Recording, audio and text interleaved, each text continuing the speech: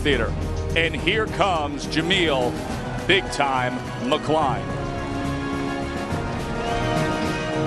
Two-time world title challenger, says that the experience will help him greatly.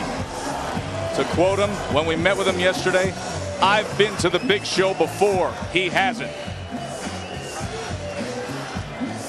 There's no doubt that Brock is stepping up in class here tonight, but do not forget that what Brock lacks in pro experience, I think he'll make up for in the amateur experience he has from fighting top guys in the world for years, having been on our Olympic team in the year 2000 over in Sydney. Born in Harlem, grew up in Port Jefferson, played high school football and basketball there before matriculating at 2 different colleges. You see the combined record of his last 5 opponents, an amazing 93%.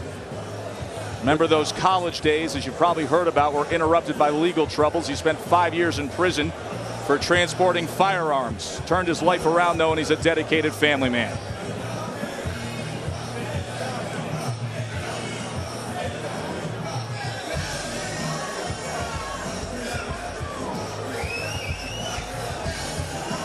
And for the first time in his career, Calvin Brock comes into a fight that he is not favored to win.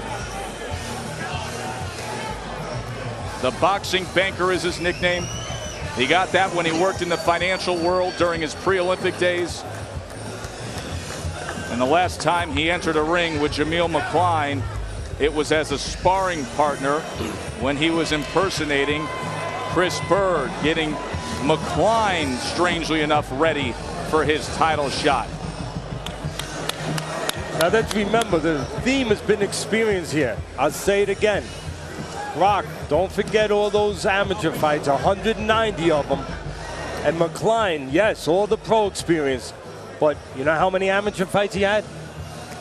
One. Teddy, the fight plan for Jameel McCline.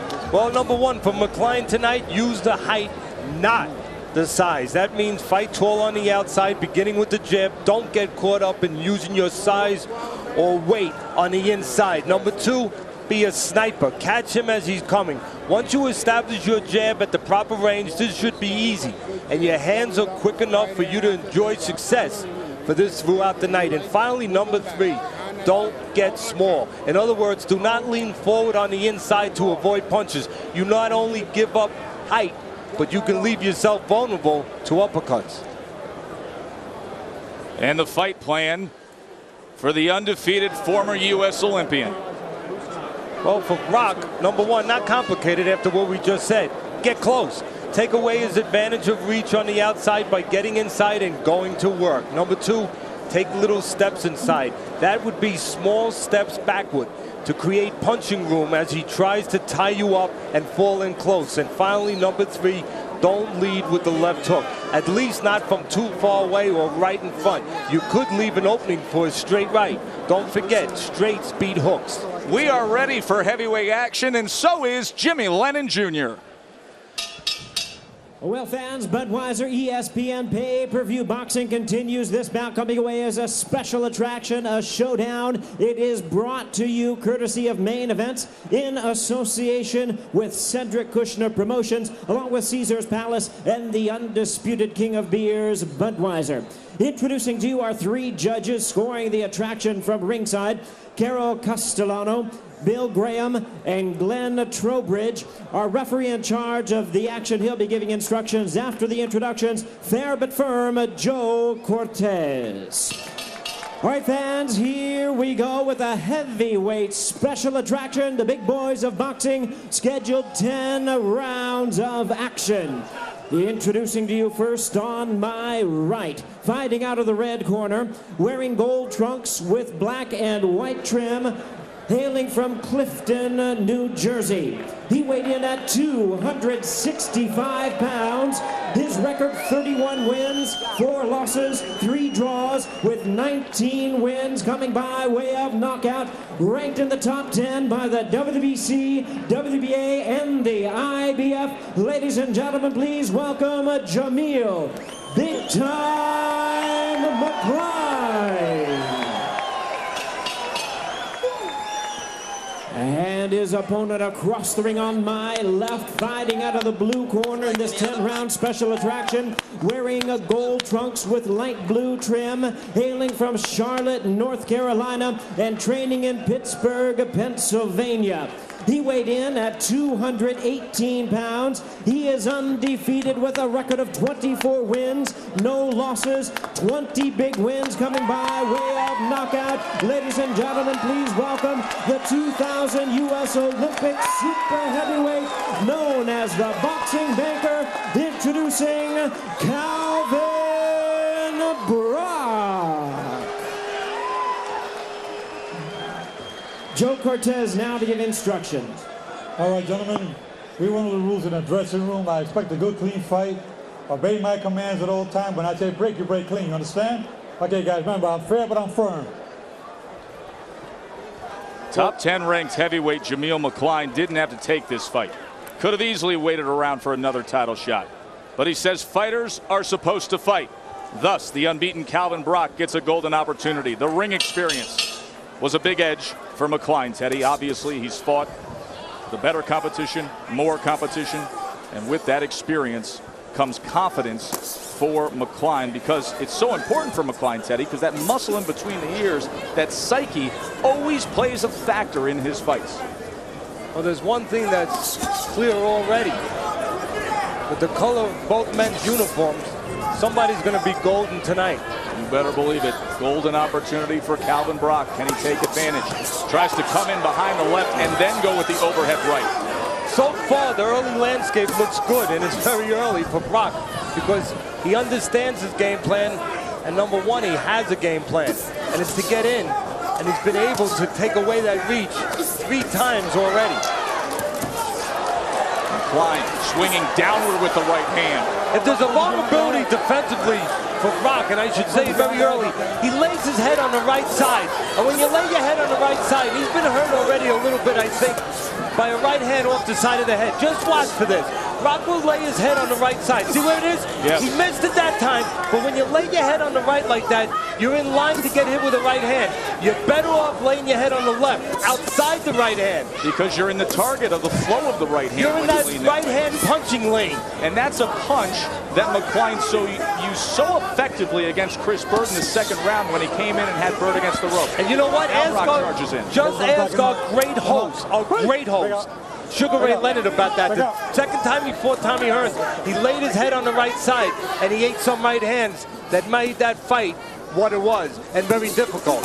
If you're going to lay your head on the right side, you got to be in real close, Joe, where there's no room to pitch that right hand. But if there's a little distance, and Brock is having distance and laying his head on the right, you're going to be vulnerable to that shot.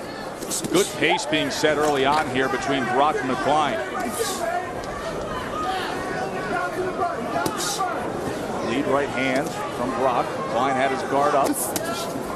Now spins his way back to the center of the ring. He wants to work at range, he said. Keep in mind, these two had 24 rounds of sparring sessions back in the fall. You can see an abrasion now around the left eye of Calvin Brock. And again, that's from the right hand, and that's what's significant. That looks like a flat-out cut now. We're going to have to monitor that after this round. There's Brock charging in. You know, again, everybody thought the confidence level would favor McCline because of all the pro experience. His last fight fought for a title, lost a split division. But again, Brock looking confident. 190 amateur fights, a trip to the Olympics for your country, that'll give you confidence. Very, very good opening round between McCline and Brock.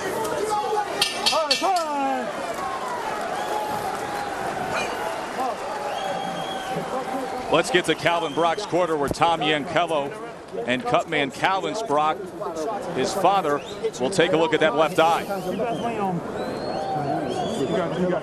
Listen, you keep sticking that jab. Yeah, man. right. The jab is the key. You understand what I'm saying? You keep sticking that jab. Don't get caught up on the inside. Right. He's throwing his punches wide, but I don't want you to get caught. You get in and you get out. Yeah. You get in, get out. Jimmy got it. What? You understand? Stick the jab hard. Hard shots to the body. You understand what I'm saying? Hard shots to the body because that is bothering him. Take his legs away to the body, Calvin, and then go upstairs when it's open. You understand? Hard jabs, hard shots to the body. Sometimes double up on the jab, drop the right hand down. Jimmy Glenn, the venerable trainer, has been working with Jameel McCline for some time now.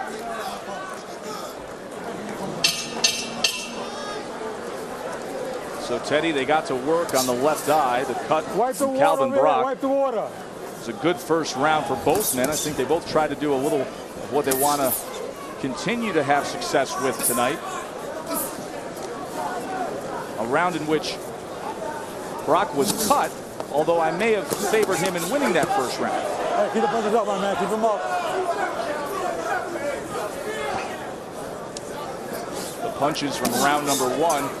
Brock judicious and efficient. 16 out of 41, 39%. McCline, a little more active, only landed 12 connects. So far, a little better start from McCline, snapping that jab at the right distance. Again, you can see evidence that McCline, yes, he's much heavier, much more bulky than Brock, but not as confident on the inside as he is on the outside. Therefore, the grasp, the clinch by McCline. Said he was just too muscular up top at 270 plus pounds. Now a slightly trimmer Jameel McCline at 265. Could help him boxing on the outside, something you want to see him do more of, Teddy. There's that jab from range, tries to come in with a right hand behind it. If you're a backup Brock, you like the idea he's using the jab more than I've seen him use it in the past, where he hasn't been caught on maybe as much, and he's caught on tonight with a bigger man. One way to take away the bigger man's jab is use your own. Brock seems to understand that. One of the great ways to use height, which McCline has, is to use that jab to control height, to control distance. So the one thing on the mind of Brock going into this fight, and the first thing should be on his mind, is take that jab away, therefore take that height away. And Brock understands that by feeding jabs of his own to McCline and getting right in that pocket, getting right in there. By Calvin Brock, and he finishes it with an uppercut. Well, he got inside, and when he's inside, I said it from the beginning, I believe Brock, even though McCline's the bigger, bulkier man, his big advantage is there, on the inside. Good work with the jab now. Brock showing you well-rounded skills so far in these first two rounds. Well, what you got to feel good about Brock right now is he's at least holding his own on the outside with that jab for McCline, and he's winning on the inside. And if it keeps that way, you got to like his chances, because McCline has to be dominant on the inside or on the outside to really have an edge in this fight. If he can't be dominant on the outside, right now he's not. We know, at least I feel I know, he's not going to get the best of it on the inside. Therefore, it's going to be a tough night for him. There's two ways to take a height away, and that's one right there. Using the jab to work your way in, and then finishing with the right hand. Nice move by Brock there, setting the table with the jab, and then eating with the right hand.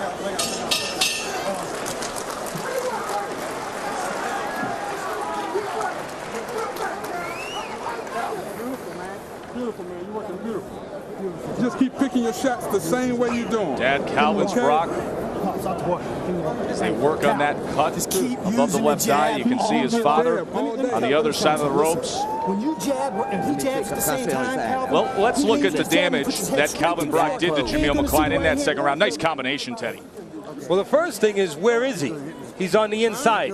That's good. And he's got the shorter arms, and on the inside, that's good. He can move those hands and be effective. There, he uses the left hand to set up the simple, conventional right hand, left hook, and he's putting them together. Again, that amateur experience we talked about showing for Brock. His dad taught him to fight after purchasing mail-order videos from the back of Ring magazine. Now, of course, he's been polished up by a real emerging good young trainer, Tommy Yankello. Says Tommy takes care of the fundamentals and the nutrition, and it means the world to him. In that second round, Brock had a 15-2 edge in power connects.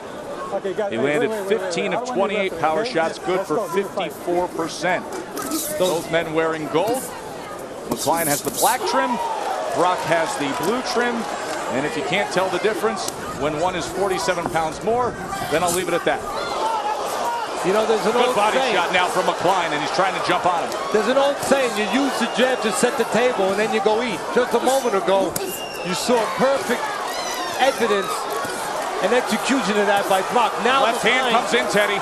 Well, Right hand over the top. One of the big advantages for Brock as a big man, Joe, he's got deceptive hand speed, very quick hands, and he's a scary fighter. He didn't have that amateur background. He's a scary fighter, but he uses the fear to explode in spots.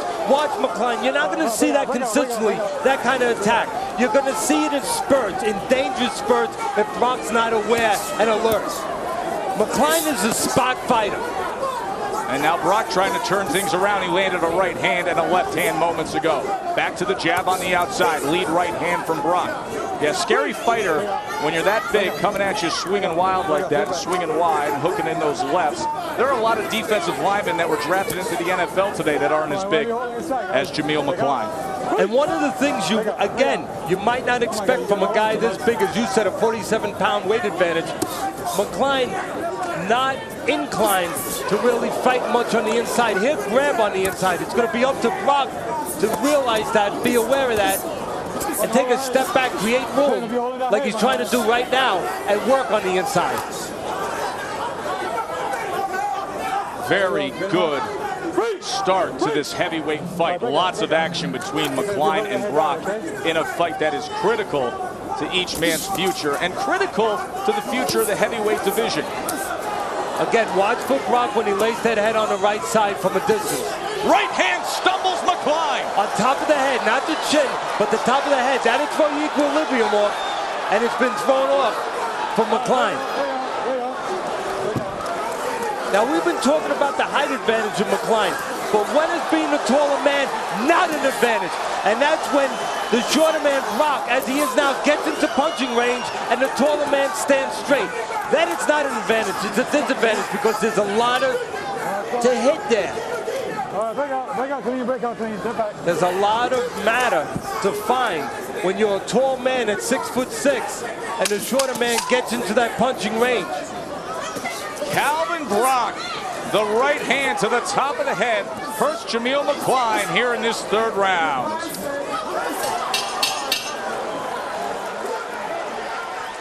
Jeremy Schaap is standing by with the junior middleweight champion of the world. Jeremy. Joe, thanks very much. If anyone knows what it takes to defeat Shane Mosley, it's Winky Wright, who beat him twice last year. If you were David Estrada tonight, what would you be doing against Shane Mosley? You know, Shane Mosley, a very tough fighter, quick fighter. I think because he moved back down to 147, that he's going to be a lot stronger, and I'm expecting to see a very sharp Shane Mosley tonight. Who do you think is going to win the fight? I think Shane Mosley going to win the fight. All right, thank you very much, Winky. Back down to you, Joe. Thanks, Jeremy. Of course, that will be next on this inaugural pay-per-view. David Estrada and Shane Mosley. Let's take a look at what Calvin Brock was able to do, Teddy, in that third round. Well, the first thing he does is he uses the jab to close the distance, get in close to the taller man. Now you see the taller man stand straight up. When a taller man stands straight up, as I was talking about earlier, it's not an advantage being tall anymore.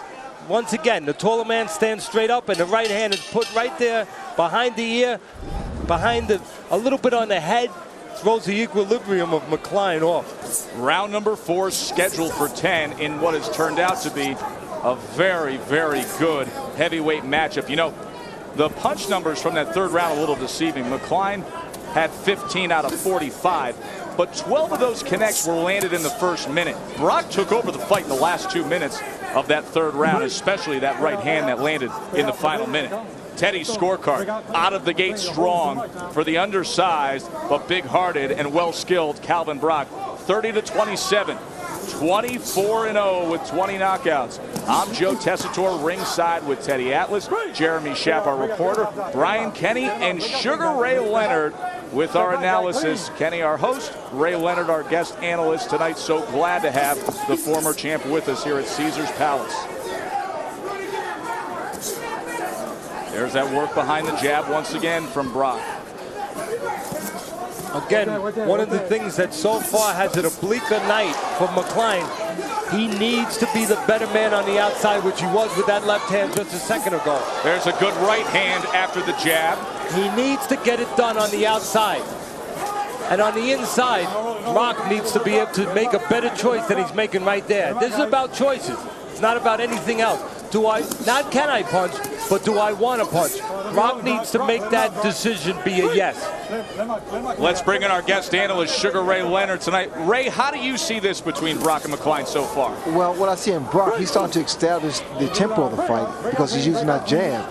The jab gets him closer. He's able to throw his right hand, and his defense, I tell you, is pretty impressive. Ray, you would have to, Ray, it's Teddy here. You'd agree then, for Brock to win this fight, he's got to be able to control the outside. I'm talking about McCline. For him to win the fight, he's got to control the outside. If Brock is able to control the outside, it's going to be a long night for McCline, the taller man. You're so right there, Teddy, because McCline's not using his jab. He should be using his height and reach advantage, but he's not doing that. He's allowing the shorter man to get inside and work the body. Do you think right now, Ray, that Brock is missing? I know I have him winning this fight, I think you do, but you think he's missing a boat in a situation right now by not working on the inside when he has that opportunity on the inside with a guy that he seems to have the better with in there? Well, that's his key. I think once Brock is inside, like even here, he should be throwing body shots and really moving his hands. He's not doing that. When he has the opportunity, he needs to take advantage of that. Ray will be visiting with you all night long. Thanks for your insight. Coming to the end of round number 4 here, scheduled for 10. Back to the jab and a right hand attempted by Brock.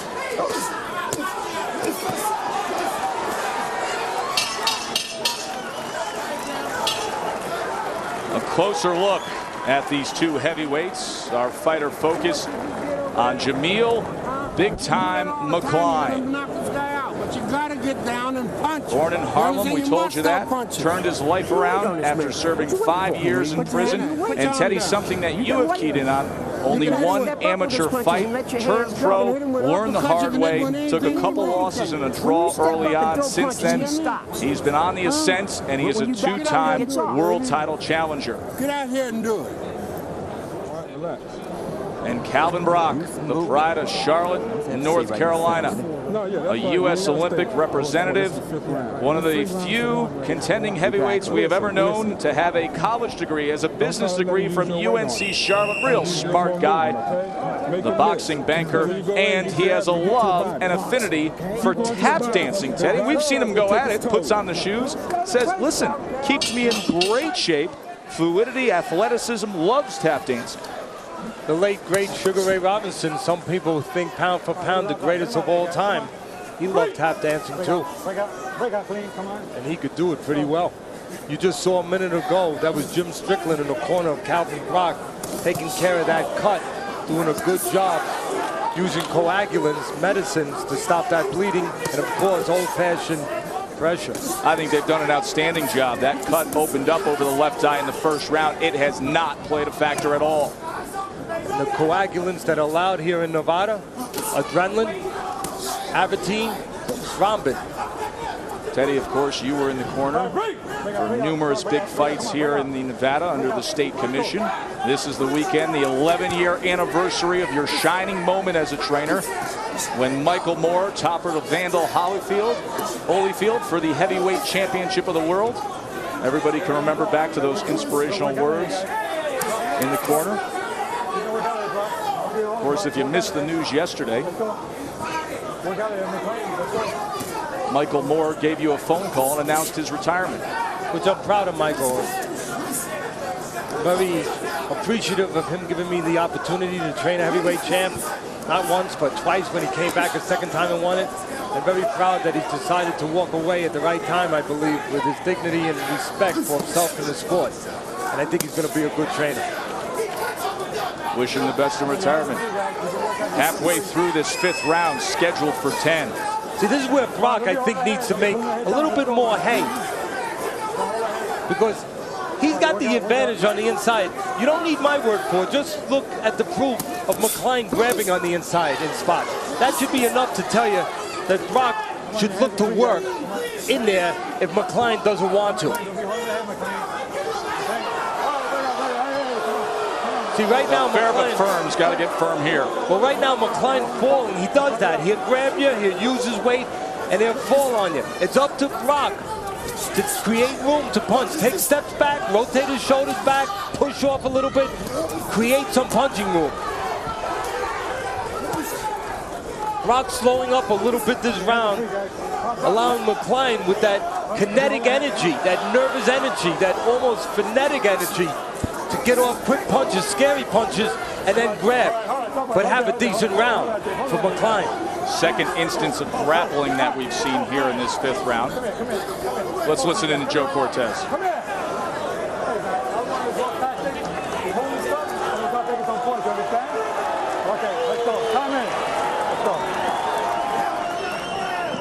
Fair but firm, indeed he is. McCline tries to spin around and bring in that right hand.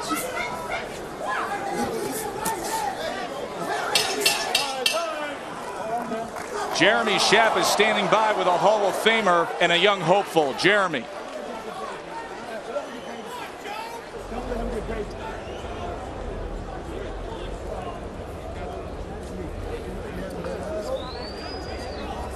We apologize for the technical difficulties with the audio with Jeremy Schaap. I'm sure we will get to David Estrada and the legendary Angelo D in moments. Of course, Angelo had so many big moments himself here at Caesars Palace, and now he has the 26-year-old David Estrada coming off of a career-defining win against Chris the Mechanic Smith and against one of the recent legends of the game, Sugar Shane Mosley. That'll be coming up next here on this inaugural ESPN pay-per-view from this magnificent facility outdoors on the Vegas Strip at Caesars Palace.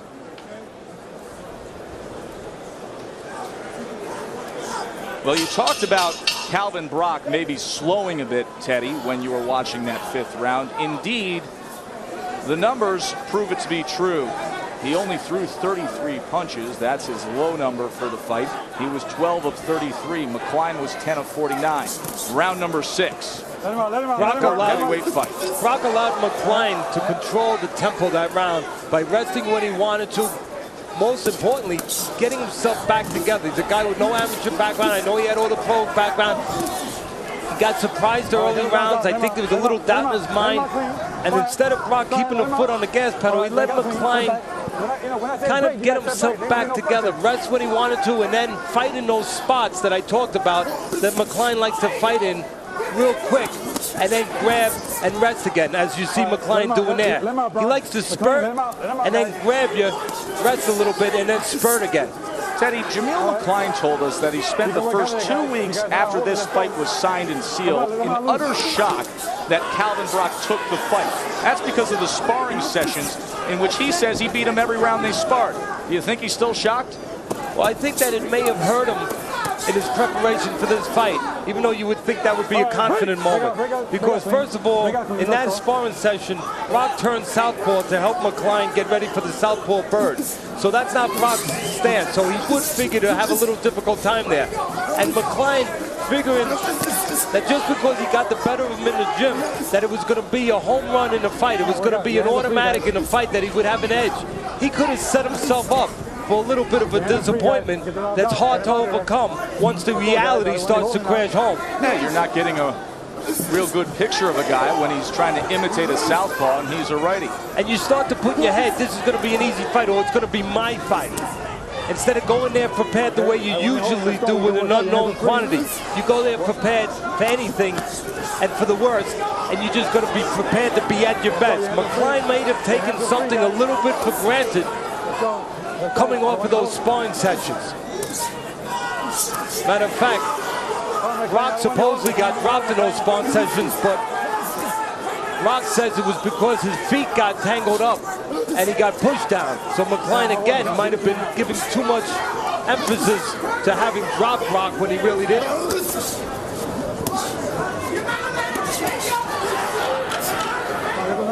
Again, McCline doing a lot of falling inside, and you see him giving up his height there. That can be dangerous.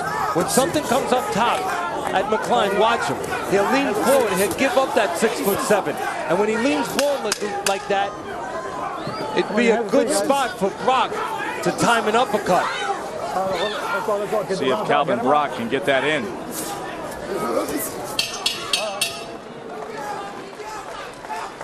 Jeremy Shep, let's try that dance again. Thanks very much, Joe. I'm here with David Estrada, about to get into the ring with Shane Mosley. Biggest fight of his career. You're a heavy underdog, David. What do you have to do to win this fight? A lot of pressure and a jab. That's it. Is that it? Simple as that. Do you think that's it, Angelo Dundee? That's it. He's got a few more wrinkles to give the guy, but he's ready. I think he's going to do it. And, hey, man, we're going to fight for the title. You spent all those years in Muhammad Ali's corner. What tricks do you have up your sleeve tonight? There's no tricks. This kid knows Shane Mosley better than anybody, and he's going to show it tonight. Thanks very much, Angelo. David, good luck. Thanks. Back down to you, Joe. Welterweights will be taking over this pay-per-view when we are finished up here with McCline, Brock, David Estrada, Shane Mosley, and then a main event that if you're a boxing aficionado, you drool over. But if you know have you seen them fight once? Kerman Cintrone and Antonio Margarito, what a fight that's going to be. Teddy, let's talk about what we've seen out of Jameel McCline in the past couple rounds, because if you remember back to his November fight against Chris Bird, he came out strong. He had a 40-22 power shot advantage over the first 4 rounds, but then fatigue started to set in. McCline started to slow a bit, and Bird started piling up the points. In fact, in the last 6 rounds, Bird outlanded him 165-84. Could we have a repeat performance here as we come down the home stretch?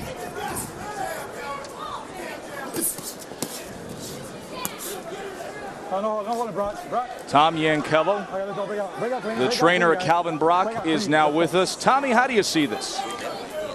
I think we're definitely ahead. It's a real good fight, but I want Calvin to box a little bit more on the outside. When he does get on the inside, I want him to keep turning him, because so McCline doesn't get his feet set, and I want him to keep turning him, and I want him to fight him, not try to out-muscle the big guy. You're never going to be able to out-muscle the big guy, so I want him boxing 80% of the time on the outside. When he does get in, a little short spurt, stepping around him, and getting angles and punching off like he did right there.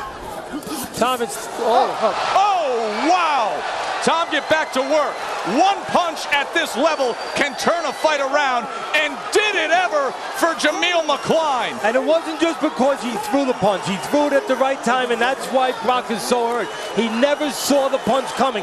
Brock, all he remembers was he was throwing a right-hand left hook, and McCline punched in between those shots.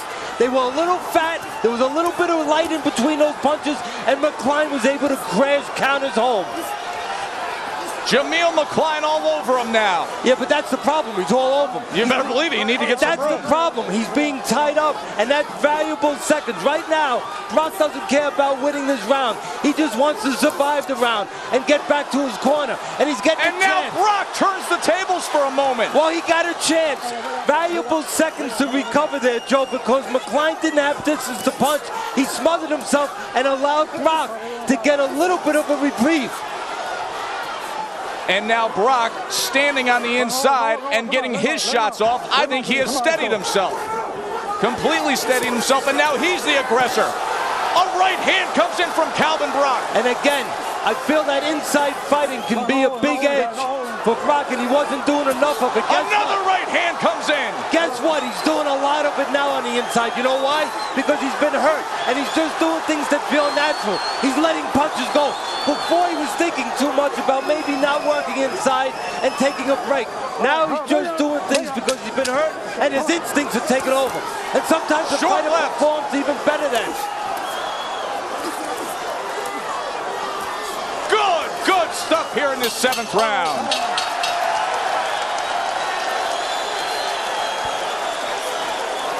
Teddy, what action from 2 very, very hungry and determined heavyweights.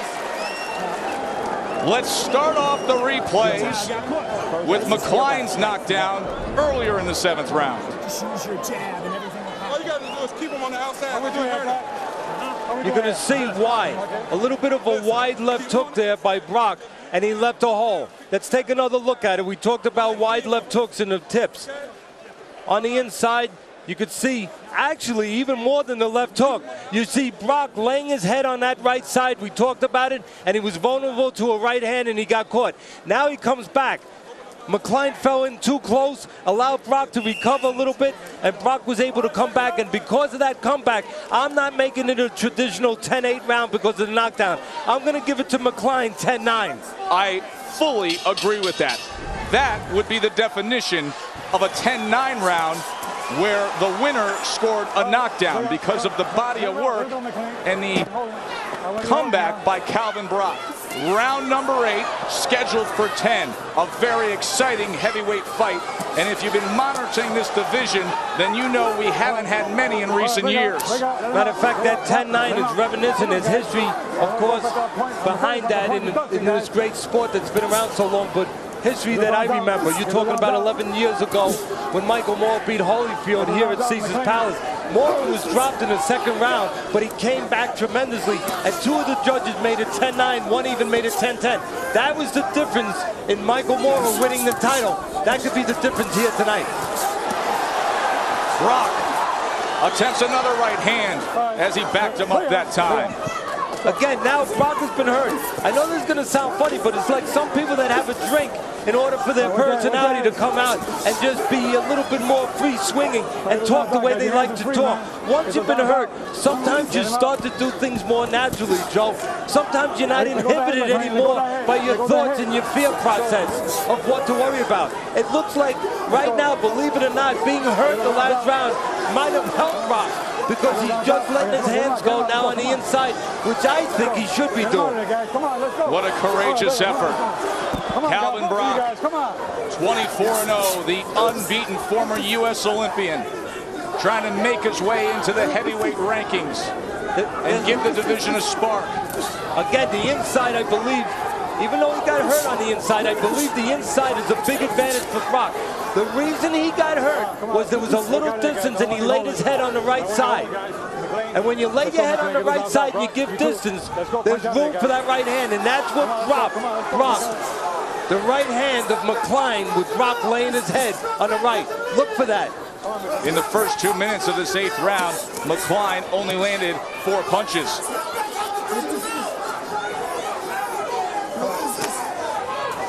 McCline's a guy that likes to work on the outside, being forced now in this kind of fight, so close to have to work on the inside. Now in a fight like that, there's not a lot to separate. Whoever does a little bit more in these spots on the inside, whoever makes the harder choice, the better choice to find the way to punch, they could separate themselves in this kind of fight. It's not about condition right now, Joe, really, believe me, it's not. It's about discipline and making a choice.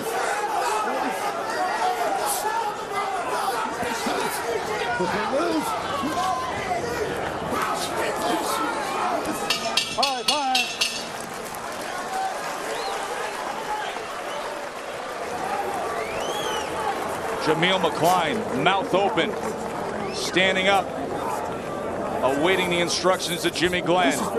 Opposite him stands Calvin Brock and trainer Tommy Ankello. Bring it back out now, you understand? Listen. What a night here in Vegas. We are just off the strip. ESPN Budweiser pay-per-view boxing. This guy has been a major attraction for many years here on the Vegas Strip. Sugar Shane, the return to the welterweight division for the 3-time world champion. He will be taking on David Estrada coming up next on ESPN Budweiser pay-per-view boxing.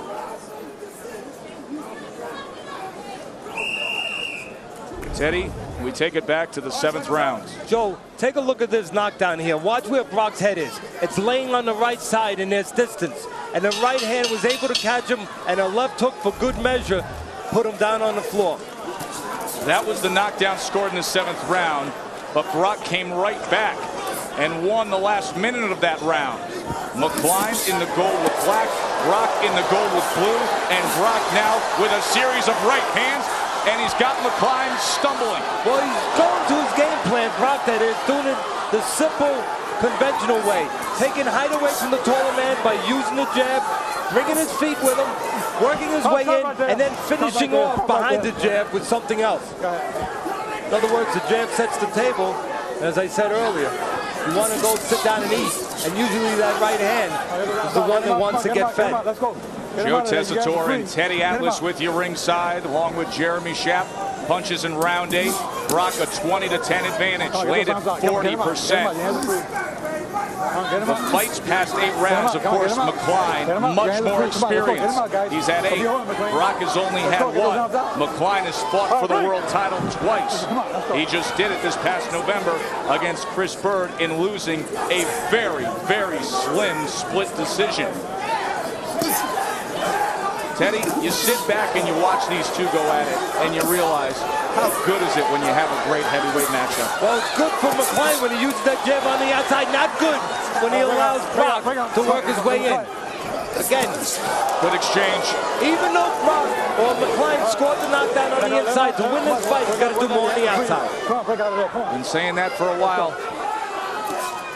And again, there's a lot of inhibitions with these fighters in that square circle all alone in there. And some of those inhibitions, some of those doubts, some of those fears, they get removed when you've been dinged, when you've been zinged a little bit. I think they've been removed from Brock. I really believe it or not, that being on the floor has served Brock.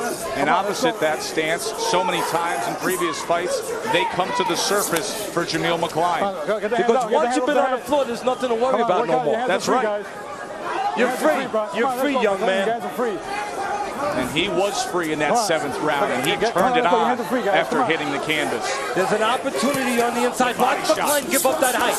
See how he's becoming small now? Yep. Now he's working, but he's also grabbing, and he's falling forward. There's 2 opportunities, 2 windows of offense for Brock.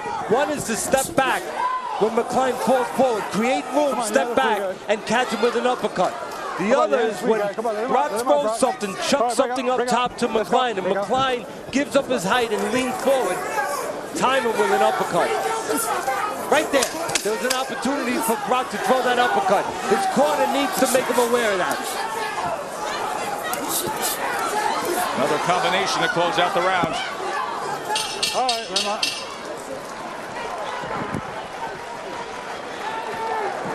Let's listen into the corner of Calvin Brock. Last round, Calvin. Keep him at the end of your punch. Stick that jab, okay? All right. Ice. All right. Relax. Just relax. Relax, man. Do your thing. You understand? All right, touch him up. I don't want to Keep your mouth open. Touch him up, okay? He might try to come out hard. Just tie him up, okay? Take. Grab it in. Mouth open. Breathe more. No, this one. Both of them are loose. But this one here was wrong for 6 months. Okay? The combinations of Calvin Brock, when he puts the punches together, it works well, Teddy. Well, first of all, the jab sets up the right hand, closes the gap, and gets him in position to be close. But there, they have to make a choice of whether or not to punch.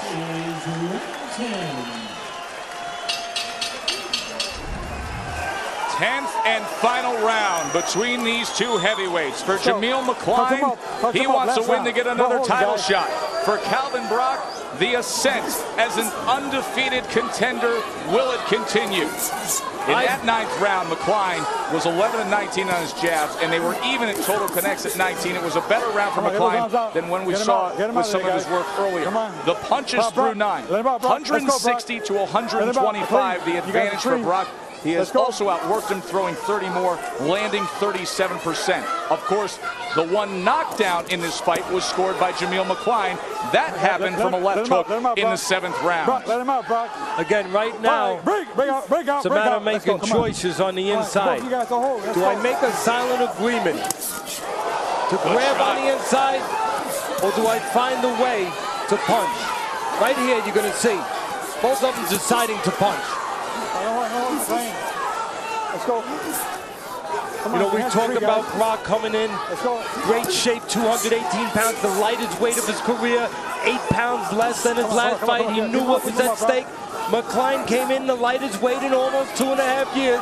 That's why you have a good competitive fight with high punch stats for heavyweights, and you don't always get that. They understood what was on the line.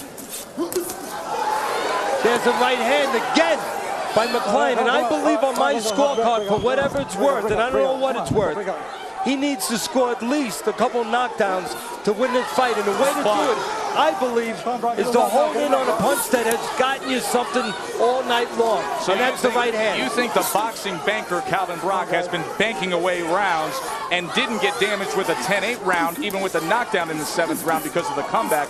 Thus, McCline needs to come up big here in this final minute. Yeah, I think McCline needs to cash those CDs in right now in the form of a right hand, because that's the one punch that's been of effect for him tonight. Calvin may close the bank, though. It's a Saturday. And again, for McCline to land that right hand, he needs the inspiration on his part, but he needs a little help from positioning on Brock's part. For Brock to lay his head on the outside, on the right. Actually, right now, McCline doesn't want to be in this position because he can get tied up, and seconds are his enemy right now, I believe, being behind in this fight. He wants distance where he has a better chance of landing something clean, because to land something clean, you need a little room, and it looks like he's not going to get it. Here they go, last 10 seconds. Right hand by McCline. His head on the right again, and the right hand grabs home.